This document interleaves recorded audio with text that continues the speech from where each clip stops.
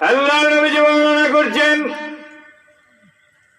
বনী ইসরাইলের তিনজন ব্যক্তি পাহাড়ের পাদদেশ দিয়ে হাঁটতেছে।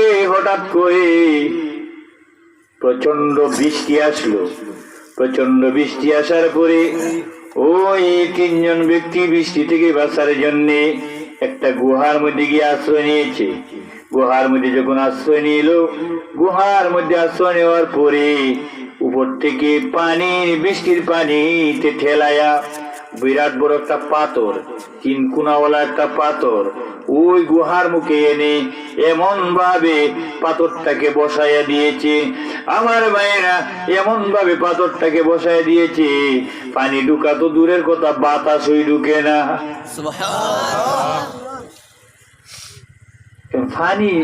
পানি ঢুকা তো দূরের কথা, বাতাসই যায় না। মানুষ অক্সিজেন যদি না থাকে মানুষ বাঁচবে? বাতাস না গেলে বাঁচবে? বাঁচত না। তিনজন মহাবিপদে পড়ছে। দুনিয়ার কেউ জানে না, ছেলেরা জানে না, মেয়েরা জানে না, বউ জানে না, বিবি বাচ্চা কেউ জানে না, চেয়ারম্যান মেম্বার এমপি মন্ত্রী কেউ জানে না, বন্ধু বান্ধব কেউ জানে না। ওই যে তিনজন ব্যক্তি এই গুহার ভিতরে পড়েছে, কেউ জানে না, জানে একজন, তার নাম আল্লাহ। আর একটু হাত তুলে চিৎকার করে বলে আরো জুড়ে, আরো জুড়ে, জানে কে? আল্লাহ। একজন অপরজনকে ডাক দিয়ে বলে, ভাই রে, তোর জীবনে কোনো নেক কাজ আছে কিনা? মাল কিনতে হলে টাকা পয়সা লাগে। কোন জিনিস যদি দোকান থেকে আনতে চান, টাকা না দিলে দিবে?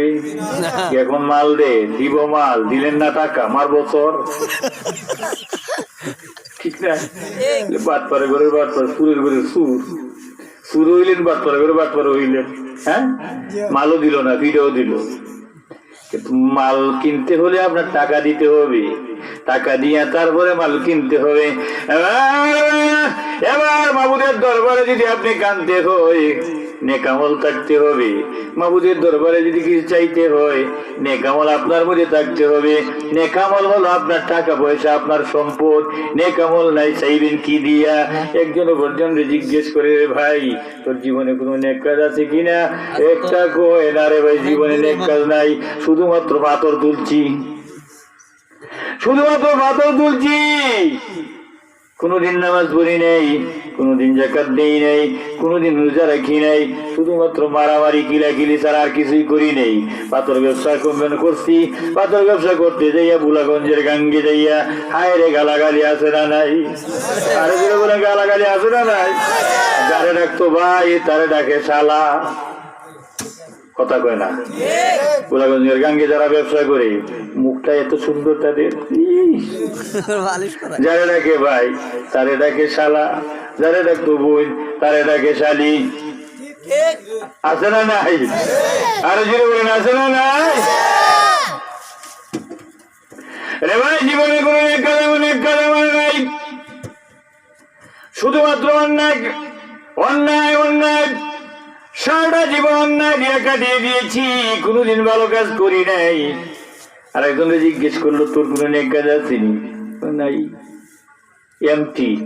বলি এমটি, তাহলে দোয়া করবে কি দিয়া? বাঁচা তো লাগবে। আর একজনের জিজ্ঞাসা করলো, তোর আসেনি? বলে আমার একটা আছে, মনে হইলে নেক কাজ হবে। সুবহানাল্লাহ বলি, আর একটু জোরে।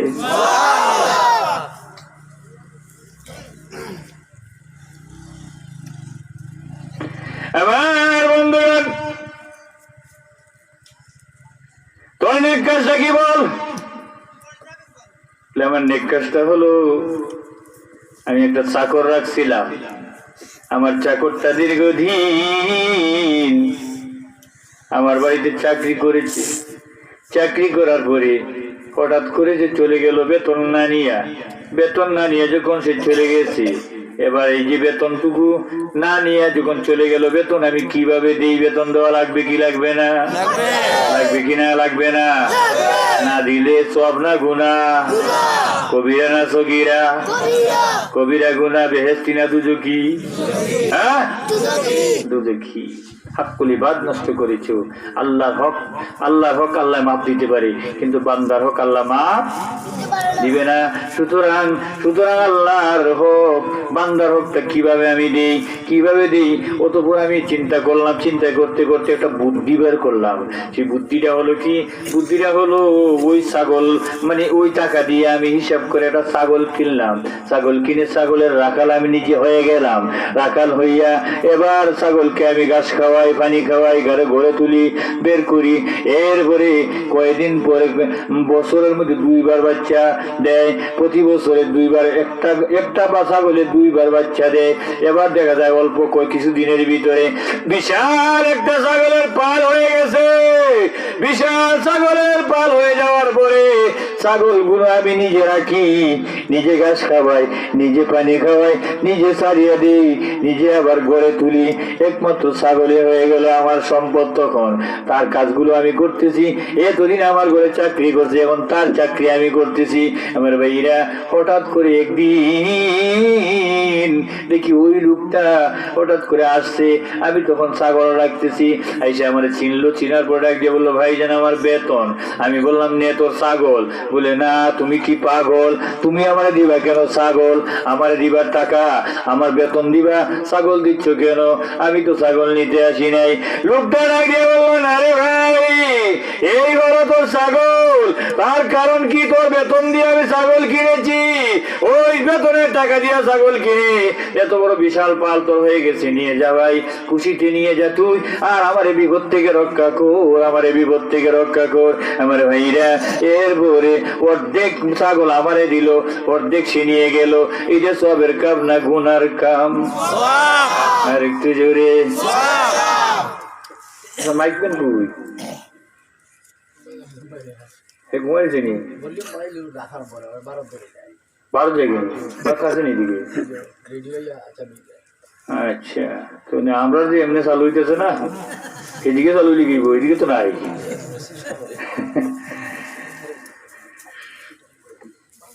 অসুবিধা হইতেছে, ওয়াজ হইতো 10 মিনিট 20 মিনিট 1 ঘন্টা। এরপরে অসীমিত টান আছে কিছু, যারা 1 ঘন্টা বসে এরা কিছু টান আছে। একটু জিকির করেন, ইলাহা ইলাহা ইল্লাল্লাহ, লা ইলাহা ইল্লাল্লাহ, লা ইলাহা ইল্লাল্লাহ, লা ইলাহা ইল্লাল্লাহ। আওয়াজে বোঝা যায় না আপনার ওয়াজ শুনবেন, আওয়াজে বোঝা যায় না আপনারা যে ওয়াজ শুনবেন। আওয়াজটা আর একটু গরম হইলে বুঝাবে আপনারা ওয়াজ শুনবেন। আওয়াজটা আর একটু জুড়ে, জিকিরের আওয়াজ কিন্তু উচ্চ আওয়াজ হওয়া লাগবে। উচ্চ আওয়াজ হবে যত বেশি, আমার ওয়াজ বাড়বে তত বেশি। একটু জোরে জোরে চিৎকার দিয়ে, লা ইলাহা ইল্লাল্লাহ, লা ইলাহা ইল্লাল্লাহ, লা ইলাহা ইল্লাল্লাহ, ফেরাউন বলে আসিয়ারে মুসার কালিমা সারিয়া দে। ফেরাউন বলে আসিয়ারে মুসার কালিমা সারিয়া দে। ফেরাউন বলে আসিয়ারে মুসার কালিমা সারিয়া দে। আসিয়া বলে ফেরাউনি রে মধুর কালিমা সারব না রে। লা ইলাহা ইল্লাল্লাহ, লা ইলাহা ইল্লাল্লাহ, লা ইলাহা ইল্লাল্লাহ, লা ইলাহা ইল্লাল্লাহ, লা ইলাহা ইল্লাল্লাহ মুহাম্মাদুর রাসূলুল্লাহ সাল্লাল্লাহু আলাইহি ওয়াসাল্লাম। বলছিলাম কি, ওই লোকটা অর্ধেক টুকু নিয়ে অর্ধেক ছাগল নিয়ে গেল, আর অর্ধেক আমারে দিল। এটা সবের কাম না গুনার কাম? ওই লোকটা দোয়া করতে লাগলো, আল্লাহ গো, ও মাবুদ, আমরা 3 বন্ধু, এই জীব গর্তের ভিতরে পড়েছি, এই গর্তের ভিতর থেকে বাঁচানোর কোনো পথ নাই, বাঁচার কোনো পথ নাই, বাগডোর নাই, বের হওয়ার কোনো রাস্তা নাই। মাবুদ গো তুমি তাকে দেখো, তিন বন্ধু এই যে গর্তের ভিতরে পড়েছি, জীবনে কোনো নেক কাজ করি নাই। ও মাবুদ তোমার দরবারে কোন জিনিস নিয়ে চাইবো? আল্লাহ মেহেরবানি করো, ওই কাজটা যদি আমার জীবনের নেক কাজ হয়ে থাকে গো আল্লাহ, আজকে যে কঠিন মুসিবতের মধ্যে পড়েছি, এই মুসিবত থেকে উদ্ধার করো আমাদেরকে, এখান থেকে তুমি বাঁচাইয়া নাও। দোয়া করতে দেরি, হাত তুলতে দেরি, দোয়া কবুল হইতে দেরি হয় না। সাথে সাথে পাথরের এক কন্দ ভেঙে রাস্তা পরিষ্কার করে দিয়েছে, আকাশ দেখা যায়। নেক কাজটা কি বেশি বড় কাজ? ছোট্ট একটা কাজ। আর একজনে কয় এইটা নেক কাজ তো আমারও আছে, মনে করে দিছে। তো বাঙালি তো একটু বুঝা সুঝা কইলে কিন্তু সবকিছু করে। এবার যেমন আমরা কালেকশন করি যে কইতে কইতে কইতে দেয় না, একটু বুঝা টুজা কইলে বাদে কই আবার পাই না। কইতে নেক কাজ তো আমার একটা আছে। বলে কি নেক কাজটা কহ? বলে আমার নেক কাজটা হলো আমার সংসারের মধ্যে আমার মা বাবা নাই, অত্যন্ত অত দরিদ্র মানুষ আমি ছিলাম। কাজ করে আনলে পরে খাইতাম, আর না খাল না কাজ না করলে পাইলে কিছুই খেতাম না, উপবাস থাকতাম। আমার মা উপবাস থাকতেন, বাচ্চা কাচ্চা উপবাস থাকতো। একদিন আমি হঠাৎ করে কাজের সন্ধানে বের হয়েছি, অনেক দূর জায়গায় কাজ পেয়েছি। কাজ করার পরে রাত্র হয়ে গেছে, চাল ডাল কিনে নিয়ে বাসায় ফিরলাম। বাসায় ফিরে এসে বিবিকে ডাকিয়ে বললাম, বিবি ও বিবি তুমি এক কাজ করো, ওই যে চাউল ডাল গুলো এনেছি, চাউল ডাল দিয়ে চাল ডাল দিয়া এবার পাক করো। পাক করার পরে সামনে নিয়ে আসো, প্লেট ভরে সামনে নিয়ে এসো, বাচ্চাগুলোকে নিয়ে, আর আমরা সবাই মিলে একসাথে বসে খাবো, কারণ পেটের খিদায় কলিজা জ্বলে যাচ্ছে। ও বিবি, ও বিবি, বিবি এক কাজ করো, তাড়াতাড়ি করো। এবার বিবি চাউল ডাল নিয়ে পাক করলেন। পাক করার পরে ওইগুলো খাবারগুলো একটা প্লেটে ভরে সামনে নিয়ে আসলেন। সবাই বসলাম খেতে, বাচ্চা কাচ্চারা এসে সবাই বসলো খাওয়ার জন্যে, বিবিও আসলো খাওয়ার জন্যে, নিজেও বসলাম খাওয়ার জন্যে। হঠাৎ করে দেখি খানার মশলার মধ্যে আমার মা নাই। আমি ডাক দিয়া বললাম, বিবি রে আমার মা গেল কই, মা কোথায়? আমি আমার বিবি ডাক দিয়া বললেন, মা ঘুমাচ্ছেন। মা ঘুমাচ্ছে, মা কি খান নাই? না তিনি তো ঘুমাইতেছেন। আমি বললাম, তোমাদেরকে অনুমতি দিব না যতক্ষণ পর্যন্ত মা না খাবে।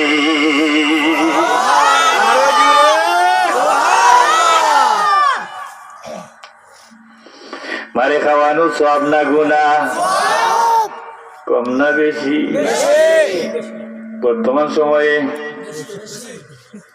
বর্তমান সময়ে শ্বশুরকে ডাকে আব্বা, শাশুড়ি ডাকে আম্মা, মারে ডাকে বুড়ি, বাবারে ডাকে বুড়া। কথা ঠিক কিনা? আরো জুড়ে। খালি ঠিক কি হেন বাড়িতেও আছে ঠিক, বাড়িতে ঠিক নেই।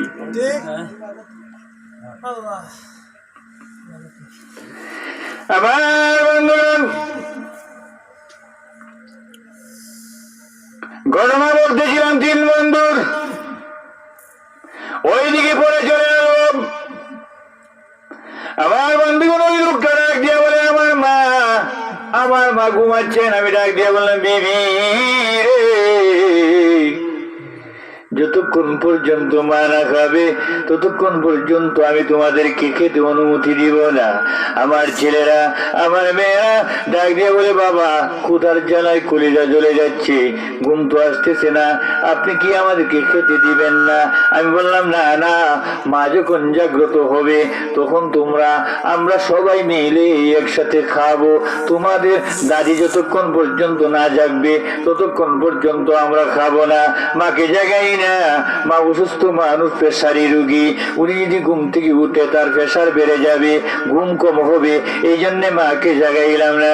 আমার বন্ধুগণ, সারা রাত না খাইয়ে আমরা বসে রইলাম। মা ফজরের সময় উঠছেন, উঠে নামাজ পড়ছেন, নামাজ পড়ার পরে আমাদের সাথে দেখা হওয়ার পরে ডাক দিয়ে বলেন, মা গো খাবার রেডি, সন্ধ্যা থেকে নিয়া এখন পর্যন্ত বসে আছি গো মা, তোমার জন্য, তুমি জাগ্রত হবে, এরপরে খাবো।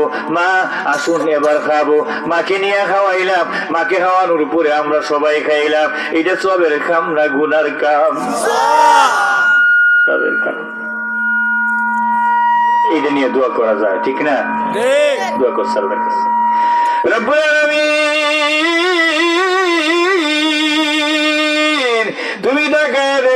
তুমি তাকায় দেখো ওই যে পাথর বন্দি হয়েছি গর্তের ভিতরে, দুনিয়ার কোনো মানুষ দেখে নাই, আমরা যে গর্তের ভিতরে পড়েছি। আল্লাহ ওইটা যদি জীবনের নেক কাজ হয়ে থাকে, মেহেরবানি করবো আল্লাহ, ওইটা যদি নেক কাজ হয়ে থাকে, ওই কাজটাকে উসিলা বানায়া আজকের এই পাথর চাপা থেকে আমাদেরকে রক্ষা করো। দোয়া করতে দেরি, হাত তুলতে দেরি, দোয়া কবুল হইতে দেরি হয় নাই, সাথে সাথে পাথরের আরেক খণ্ড ভাঙিয়ে এখান থেকে সরে যা। আরো জুড়ে, আর এসে কয়জন? একজন। আমার এটা একটা আছে, এটা কইটার নেই, মাইকটা ভগবান সুন্দর হইতো না। এটা কয়লে মনে কি কয়লে মনে আরেকদিন মনে আজকে কইতাম। আমার এটা একটা নেক কাজ আছে, কইতে সরম লাগবো, তার কাজটারে স্মরণ করছে, তার কাজটারে স্মরণ করিয়া কইতেছে, বর্ণনা করতেছে। কাজটা কি? আমার একটা চাচাতো বোন ছিল, বড় সুন্দরী, সুরসী রূপসী। ওই চাচাতো বোন আমি দেখলে বাসি, না দেখলে মরি। প্রেমের জ্বালায় আমি পাগল পাড়া হয়ে গেছি। ওই সময় তো মোবাইল ছিল না যে হেলো হেলো করতো, হেলো দেখলে বাসি, না দেখলে মরি। কিন্তু সে তো আমার লাইক, সে আমার পছন্দ করে না, সে আমারে দেখতে পারে না, আমি কোনোদিন তাকে বলতেও পারি না, আমার মনের ভাষাটা কোনোদিন তাকে শোনাইতেও পারি না, কোনোদিন বলতে পারি না, রে বোন রে তোর আমি ভালোবাসি, কতটুকু বলতে পারতেছি না। হঠাৎ করে একদিন সে আমার কাছে আসলো কিছু টাকা ধার নেওয়ার জন্য। আমার ঘরে এসে আমি একা একটা রুমের মধ্যে বসা আছি, আমার রুমে আসিয়া ডাক দিয়া বললো, ভাইজান এক কাজ করেন, আমারে কিছু টাকা দেন ধার, আমি কিছুদিন পরে আপনাকে তা পরিশোধ করে দেব। 200 দিরহাম আমার খুব বেশি প্রয়োজন। আমি এই সুযোগে তার কাছে আমার মনের ভাষা বলে ফেললাম, বললাম তুই যদি আমার মনের চাহিদা মিটাইতে পারস তাহলে তোরে 200 দিরহাম আমি তোরে দেব, ওইগুলো আর ফেরত দিতে হবে না। আমি তোরে আমার কথা যদি মানস তাহলে 200 দিরহাম তোরে আমি দিয়ে দিব। সে আকাকুতি মিনতি করা শুরু করলো, কোনো ক্রমে তারে মানাইতে পারতেছি না, আমিও তারে টাকা দিতে রাজি হই না। অবশেষে তার টাকার খুব বেশি প্রয়োজন, দিরহামের খুব বেশি প্রয়োজন, আমার কথায় রাজি হয়ে গেল। রাজি হয়ে যাওয়ার পরে আমি টাকা তারে দিলাম, 200 দিরহাম আমি অনেক কষ্ট করে জোগাড় করে তার হাতে তুলে দিলাম। এরপরে দিনক্ষণ ঠিক করে নিলাম, দিন এবং সময় নির্ধারণ করে, জায়গা নির্ধারণ করে জেনা করার জন্য 2 জন উদ্যত হয়ে গেছি, জঙ্গলের মধ্যে চলে গেছি জেনা করার জন্য। বলা হয়েছে 2 গুরুর মধ্যস্থলে তখন আমি বসা, আমি জেনা করব। এমনি সময় আমার বোনটা আমার চোখের দিকে তাকাইয়া ডাক দিয়া বলে, ভাই জানে রে, আমার ইজ্জতটারে নষ্ট করিস না, আল্লাহরে ভয় কর। আরেকটু জোরে, আরো জোরে,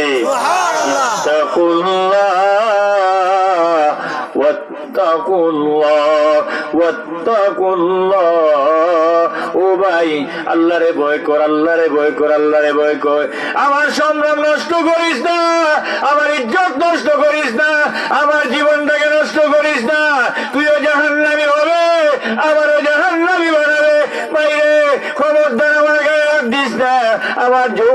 নষ্ট করে দিস না, আমার বাকারিত্বকে নষ্ট করে দিস না, আমার জীবনটাকে ধ্বংস করে দিস না। 3000 বছরের উত্তপ্ত জ্বলন্ত আগুন রে ভয় করে রে ভাই। ওয়াত্তাকুল্লাহ ওয়াত্তাকুল্লাহ ইয়া আখি ওয়াত্তাকুল্লাহ। ও ভাই, আল্লাহরে ভয় কর, আল্লাহরে ভয় কর, আল্লাহকে ভয় কর। যখন বলতে বলতে শুরু করলো, তখন আমি ওইখান থেকে উঠে দাঁড়ালাম। দুইটা হাত আমার চক্ষুর মধ্যে, দুইটা হাত দিয়া পিছন দিকে দৌড়াইতে লাগলাম। অনেক অনেক অনেক দূর যাওয়ার পরে দেখি পিছনে তাকাইয়া আমার এই বোনটাকে আর দেখা যায় না। কোনদিন আমি আমার এই টাকাগুলো আনলাম না, আমি তার চোখের সামনে পড়লাম না, আমি তার কাছে কোনোদিন গেলাম না, কোনোদিন তার কাছে টাকা চাইলাম না। আমি এটা করছে হাসানা হিসাবে দান করেছি। এটা সবের কাম না গুনার কাম। আরো জুড়ে সবের কাম না গুনার কাম। এবার মাবুদের দরবারে এইটা নিয়ে দোয়া করলো, রব্বুল আলামিন ও মাবুদ, তুমি তাকায় দেখো, আজকে যে আমরা কঠিন একটা এই পাথরের চাপার মধ্যে পড়ে গেছি। দুনিয়ার কেউ জানে না, দুনিয়ার কোন রাজা বাদশা জানে না, দুনিয়ার কোন বন্ধু বান্ধব জানে না, একমাত্র তুমি ছাড়া। আল্লাহ গো, ওইটা যদি জীবনের নেক কাজ হয়ে থাকে, মেহেরবানি করো গো আল্লাহ, কঠিন বিপদ থেকে রক্ষা করো। সাথে সাথে পাথরের এই খণ্ড এখান থেকে সরে দিয়া রাস্তা পরিষ্কার করে দিয়া তাদেরকে বাঁচাইয়া দিলে।